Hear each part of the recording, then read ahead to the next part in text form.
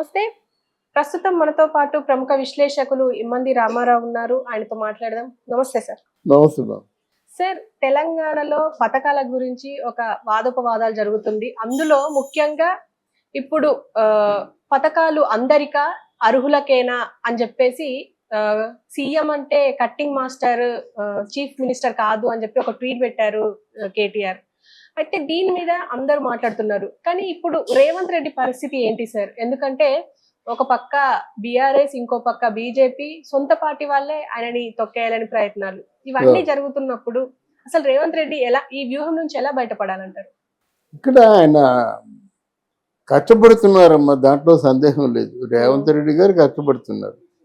అయితే ఇక్కడ ఏంటంటే బీఆర్ఎస్ పూర్తిగా అది బ్రోకెన్ అయిపోయే పరిస్థితి వచ్చింది.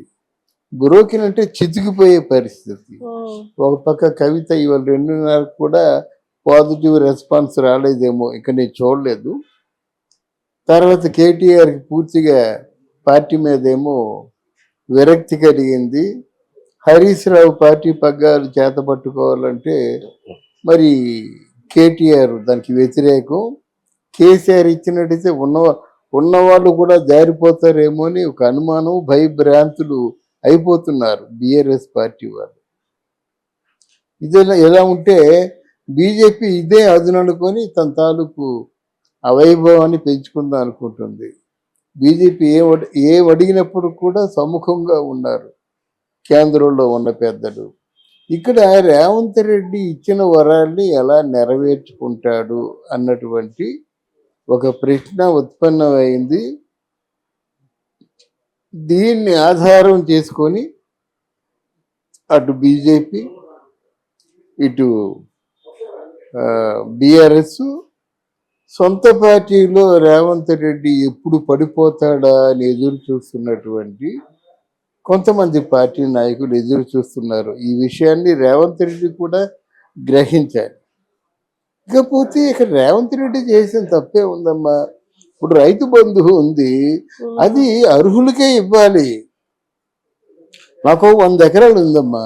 100 ఎకరాలు ఉంటే నా పంట నష్టం కలిగింది, 100 ఎకరాలకి రైతు బంధు ఇవ్వమంటే ఎంతమంది పోతారు? దగ్గర 90 మంది పోతారు రైతులు. అంతే కదా. ఆయన ఒక్కడికే రైతు బంధు ఇచ్చేసినట్టే 100 ఎకరాలు ఉన్నోడికి సహజంగా వాడు ఆర్థిక పుష్టిగా ఉంటాడు కదా, ఆర్థికంగా అంత బాధపడ్డా కదా. 100 ఎకరాలు ఉన్నాడు, 500 ఎకరాలు ఉన్నాడు, ఇలా ఉంటారు కదా వీళ్ళు. ఈ పేర్లతోనో ఎవరి పేరుతోనో అంటే లీగల్గా చట్టాన్ని దొరకకుండా వాళ్ళు విభజించేసుకుంటారు వాళ్ళకు ఉన్నటువంటి 100,000 ఎకరాలని. బయట వాళ్ళకి అందరికీ వాళ్ళకి ఇన్ఫ్లుయెన్స్ ఉండి రైతు బంధు పొందినట్టయితే ఎంతమంది పేద రైతులు పోతారు? అందువల్ల స్క్రూటినైజ్ వాటిని పూర్తిగా దాంట్లో ఉన్న ఎంతవరకు వాస్తవం, ఎంతవరకు డూప్లికేటు, ఎంతవరకు ఫేకు అనేది వాళ్ళు ఆలోచించాలి. ఆలోచించే నిర్ణయం తీసుకోవాలి. ఇది రేవంత్ రెడ్డి జేబీలోంచో లేకపోతే కేసీఆర్ జేబీలోంచో ఇస్తున్న డబ్బు కాదు కదా, ప్రభుత్వ ఖజానా నుంచి తీసిస్తున్న డబ్బు. ప్రభుత్వ ఖజానాలోంచి డబ్బు ఎప్పుడు తీస్తారు? ప్రజలకు ఏదైనా సంక్షేమ కార్యక్రమాలు మంచి చేసి, రోడ్లు, లైట్లు, వైద్యం, విద్య, రేషను, ఇవన్నీ ప్రజలకి నేరుగా అందేవి. అలాగే పేదవాళ్ళకి పెన్షను, ఇట్లాంటి నేరుగా అందే వదిలేసి రైతు బంధు అనేసరికి ఎవరు తక్కువ సన్నకారు రైతులు, వాళ్ళకి ఆదాయం ఎంత? ఒకవేళ అప్పు చేసి పంట వేస్తే పంటను కోల్పోతే వాడి జీవితం ఏమి కావాలి? దానికోసమే కదా రైతు బంధు పుట్టింది. అప్పుడు అంతకుముందు రైతులేమో ఆత్మహత్యలు చేసుకుంటున్నారు. ఆత్మహత్యలు చేసుకునే వారి సంఖ్య బాగా పెరిగిపోయేసరికి అప్పుడు రైతు బంధు మీకు మేము ఉన్నామనే ఉద్దేశంతోనే ఆ పథకం పెట్టడం జరిగింది. దాన్ని స్క్రూటినైజ్ చేస్తా ఉంటాడు. తప్పేంది ఇందులో? తప్పడుకుంటే అది మీ తాలూకు అవివేకం. కానీ రైతు బంధు ఇవ్వడంలో తప్పు లేదు, స్క్రూటినైజ్ చేయడంలో అంతకంటే తప్పు లేదు. ఇంకో సమస్య ఏంటి? ఇప్పుడు ప్రస్తుతం అంటే రేవంత్ రెడ్డి మీద అందరూ అంటే ఎగబడుతున్నారు, దాడి చేస్తున్నారు, దాడి చేయడానికే ప్రయత్నాలు చేస్తున్నారు. కానీ ఆయన ఎలా బయటికి రాగలరు? అదేనమ్మా, ఒక ఇది ఫ్రీ బస్ అన్నారు, అదేదో కొన్ని కండిషన్స్ పెట్టి ఫ్రీ బస్ నడిపేస్తున్నారు. రైతు బంధు అన్నారు, పెన్షన్ అన్నారు, 3 వాళ్ళు చేశారు కదా. ఇంకా సూపర్ 6 లో ఇంకేదో 3 ఉన్నాయి కదా. దానిపైన కూడా విమర్శలు వస్తున్నాయి సార్, ఫ్రీ బస్సు మీద, కరెంట్ మీద కానీ. అవునమ్మా, కరెంట్ అంటే ఇవి కరెంట్ బిల్లులు ఏదో 20వ తారీఖు 10వ తారీఖు ఇచ్చినట్టయితే వాళ్ళ స్లాబ్ ఎక్కువ అవుతుంది. అదే ఈ రోజు సమస్య ఏంటంటే మీకు 1వ తారీఖు బిల్లు ఇచ్చేస్తే 200 యూనిట్ల లోపునే ఉంటుంది, వాళ్ళు ఎస్కేప్ అవుతారు. అలా కాకుండా 1వ తారీఖు దాటిపోయిన తర్వాత 10వ తారీఖు ఇచ్చినట్టయితే ఈ 10 రోజులు కలుస్తాయి. కలిసిన తర్వాత ఏంటంటే ఆ స్లాబ్ని క్రాష్ చేస్తారు. స్లాబ్ని ఎప్పుడైతే క్రాష్ చేస్తారో వాళ్ళకి కరెంటు బిల్లు యాజ్ ఇట్ ఈజ్గా పడుతుంది అన్నమాట. ఆ విధానం మార్చుకోవాలి. అంటే పేదలకి మీరు హెల్ప్ చేస్తామంటే హెల్ప్ చేయండి, అంతేగాని ఎలాగేంటి హెల్ప్ చేస్తున్నట్టు కనిపించి దోచుకోవడం ఏమిటి, అది కరెక్ట్ కాదు.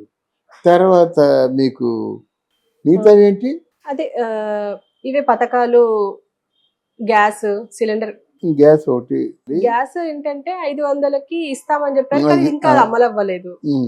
అది అంటే వాళ్ళ సూపర్ 6 లో మనకి ముందు పెన్షన్ అనుకుందాం, రైతు బంధు అనుకుందాం, కరెంట్ అనుకుందాం, గ్యాస్ అనుకుందాం. గ్యాస్ కూడా వాళ్ళు ఇస్తారని ప్రకారంగా ఇస్తారు. ఈలోగా మీరు తొందరపడితే ఎలాగ చెప్పండి. అంటే 6 నెలలు అయిపోయింది ఇంకా అమలు అవ్వలేదు అనేసి 6 నెలలు అంటే వీరి బడ్జెట్ సహకరించాలి కదా, వీరి బడ్జెట్ సహకరించాలి.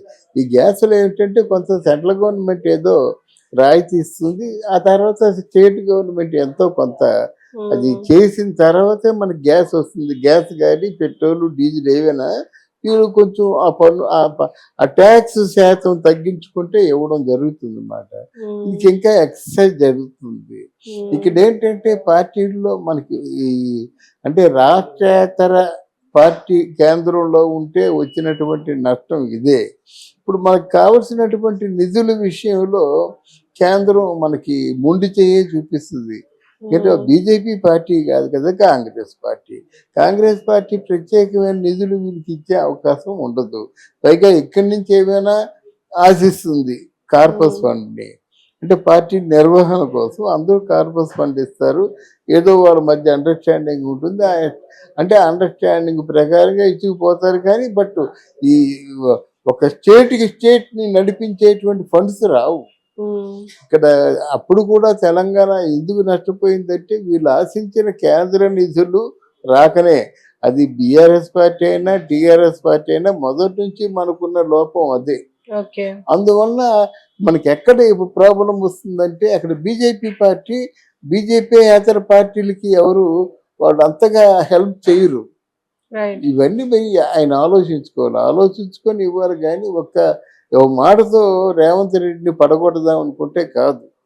అంటే రేవంత్ రెడ్డి దుడుగ్గా హామీలు ఇచ్చేశాడు, దానికి కష్టసాధ్యం అవుతుంది.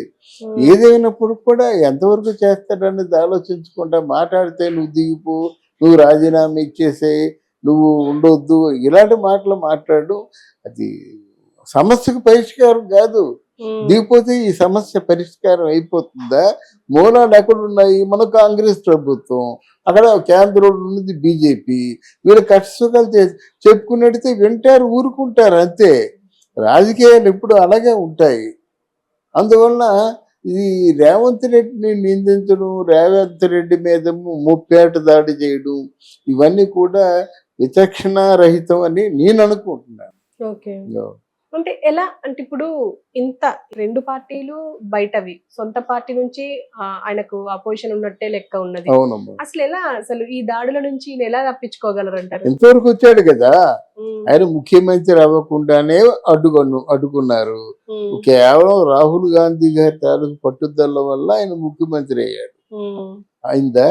తర్వాత ఏంటంటే పిసిసి ప్రెసిడెంట్ గురించి కూడా గొడవలు జరుగుతున్నాయి, అంతర్గత కలహాలు. ఈయన ఏంటంటే ఇంకెందుకు ఒకరిని రికమెండ్ చేయమంటే ఎవరిని రికమెండ్ చేయమంటే వాళ్ళకి కోపం. ఆ బాధ్యతని కాస్త అధిష్టానానికి విడిచిపెట్టేశాడు.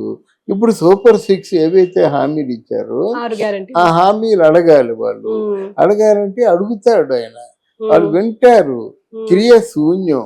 అదే కదా మరి బీఆర్ఎస్ పార్టీలో ఉంటుండే కూడా అందరూ కూడా ఇదే మొత్తుకు, హరీష్ రావు కానీ కేటీఆర్ కానీ కేసీఆర్ కానీ అదే మొత్తుకుంటున్నారు కదా. అవును. వీళ్ళకి ఏమైనా ఫేవర్ చేసినట్టయితే కవిత ఎప్పుడో వచ్చేసేది. అదొకటే మీ నిదర్శనం.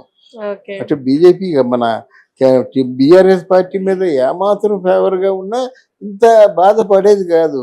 ఆఖరికి ఇప్పుడు ఈరోజు అప్రూవర్గా మారిపోయినప్పుడు కూడా మళ్ళీ ఈ 2:30కి ఏం చెప్పారో తెలియదు కానీ మొత్తానికి తిహార్ జైలే ఖాయం. పైగా వీళ్ళిద్దరికి కూడా జైలు ఒక భూతం కనిపిస్తుంది. ఎప్పుడు వాళ్ళు అరెస్ట్ చేస్తారో తెలియదు. అలాగా అంత కట్టుదిట్టమైన చర్యలు తీసుకుంటున్నప్పుడు కాంగ్రెస్ పార్టీలో ఉన్నటువంటి రేవంత్ రెడ్డికి కష్టసాధ్యమే అవుతుంది. కానీ దాన్ని పరిష్కరించాలి. పరిష్కరించాలంటే ఇప్పుడు అది జాతీయ సంపద ఉంది. దాని మీద ఏమైనా దృష్టి పెట్టినట్టయితే బాగుంటుంది. ఓకే. జాతీయ సంపద అంటే ఏమిటి? మీకు ధరణి భూములు ఉన్నాయి చూసారా?